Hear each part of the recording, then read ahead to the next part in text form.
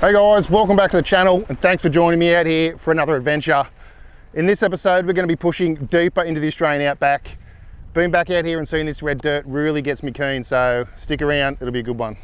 So I've hit the red top dirt, and like I said, I'm pushing forward into the Australian outback. Now, over the past couple of weeks, we've had a significant amount of rain out here in the outback, and this road has actually been closed for the last 4 days and it's just reopened. Now, it's called open with caution. Now, I'm not really sure what that means.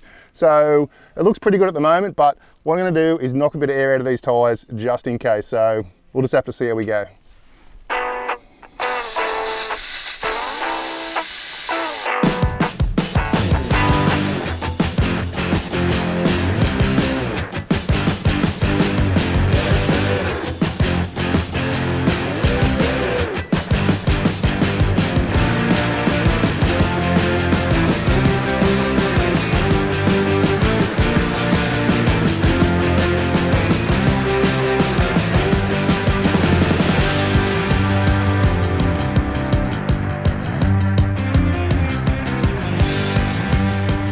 Now, I've missed a lot of things about the New South Wales outback, but one thing I haven't missed is the flies. They are just absolutely relentless.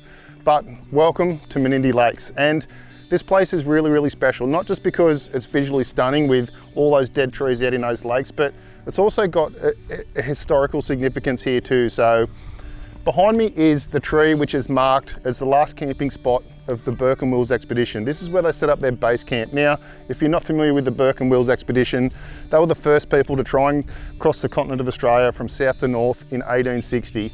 Now, they set up camp here and then they forged on. So it's a really bittersweet story.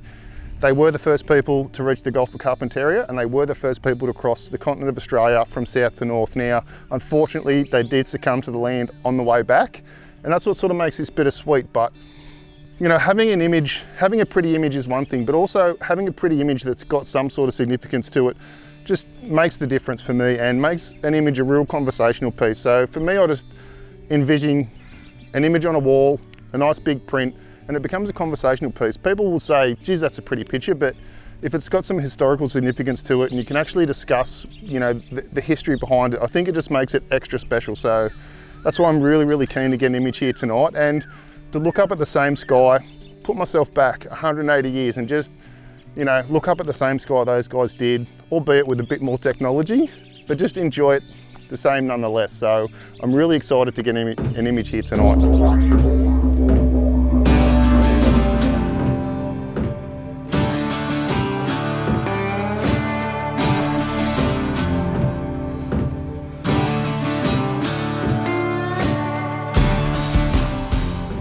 So I'm gonna have to be very, very careful about where I put my feet because this is absolutely snake country. And a little bit of trivia for you guys, the top 10 most venomous snakes in the world are found here in Australia. And number 2 on that list, the brown snake, this is its territory, this is its habitat. So I've gotta be super careful about where I put my things, make sure I'm making plenty of noise, and most importantly, carrying some sort of satellite device. So it's really important for you guys who are traveling on your own and traveling to places where things can go wrong. So I've got an SOS button here, so if things go wrong, the cavalry can come and get me. So if you're gonna be on your own and traveling to dangerous places, get yourself some sort of satellite communication device.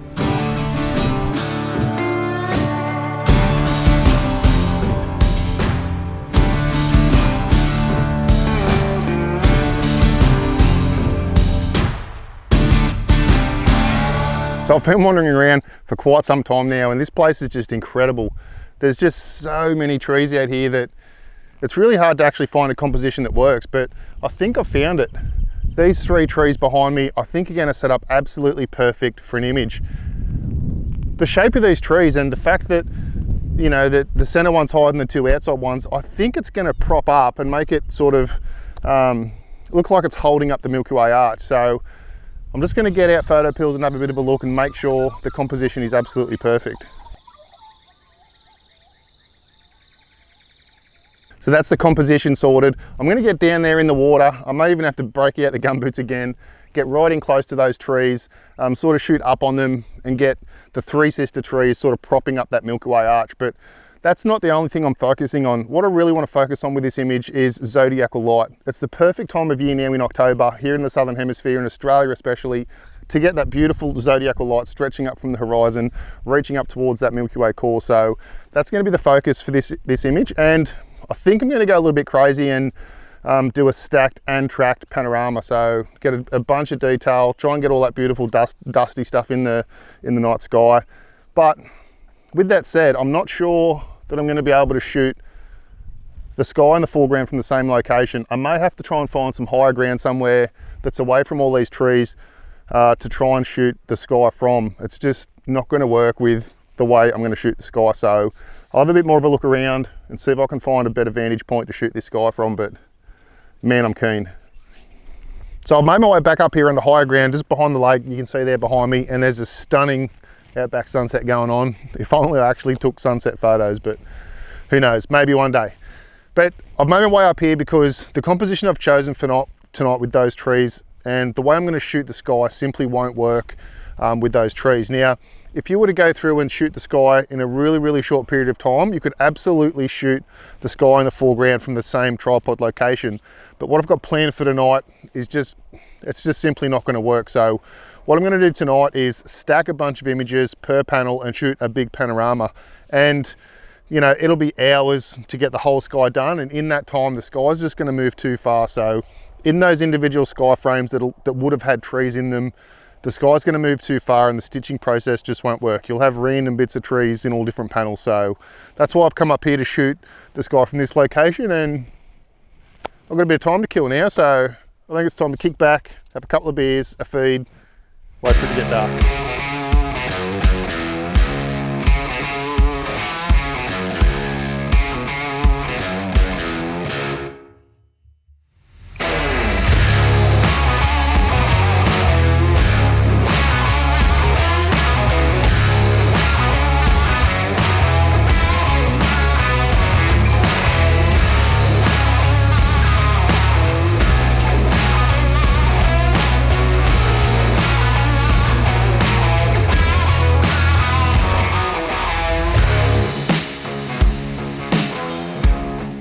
Now I get asked quite often about the order in which to shoot panoramas, and you know, the simple answer is, here in the Southern Hemisphere, if the Milky Way is setting, start at the bottom and work up. And if it's at the start of the season and it's rising, start at the top and work your way down. But that's a very oversimplified way of looking at things. What you really need to look at is what you actually prioritize. Now for me tonight, my priority is zodiacal light. Now I will be starting at the bottom of the panorama and working my way up. But what I won't be doing is starting at one end and working my way across. Because I'm going to be stacking a bunch of images per panel, if I started way over in the southern side of the Milky Way and worked my way across, if it was going to take, you know, 10 or 15 minutes per panel, by the time I got round to where the zodiacal light is, it's probably going to be faded a fair bit. So what I'm actually going to do is prioritize that part of the sky first and then work either side from there. So I'll be prioritizing the dead center of the panorama, right on that horizon line, to get that beautiful zodiacal light in. And then once all those images are in, I'll simply work out from there. And when I get to my second row, I can then simply go from one side to the other and finish that off. So when you guys are thinking about your panoramas and what order you're going to shoot them in, think about what you actually want to prioritize and go from there.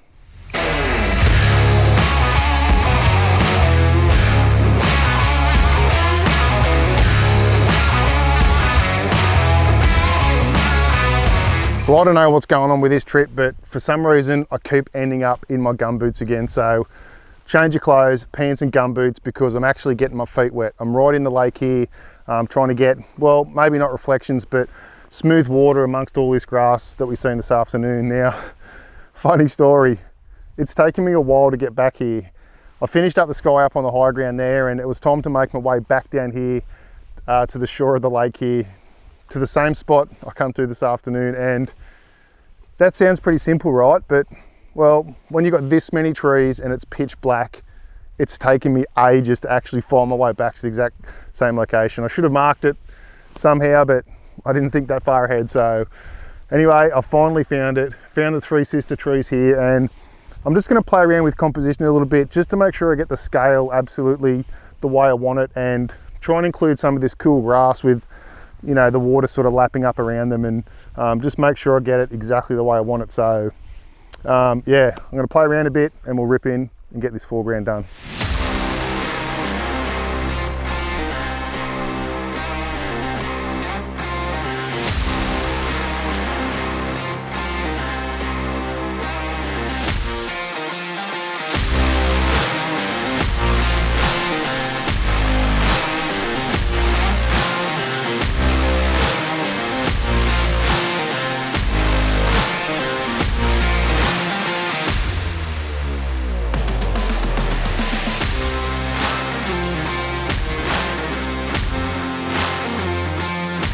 So that's a wrap. All the images are in the bag and they look really, really cool. I was actually surprised to get some reflections out of these little pools of water here, and there's actually a fair bit of reflection coming off the lake itself. So that's really, really cool. It's not really what I was expecting with a lake this size. So I'm really, really keen to see how that comes up. I ended up doing a focus stack of 4 images per panel there for that panorama, just to get everything in focus front to back. And it all looks pretty good. But I don't know, I've ended up in my gumboots again. This tripod's in the water again. I'm just a glutton for punishment, but where else would you want to be?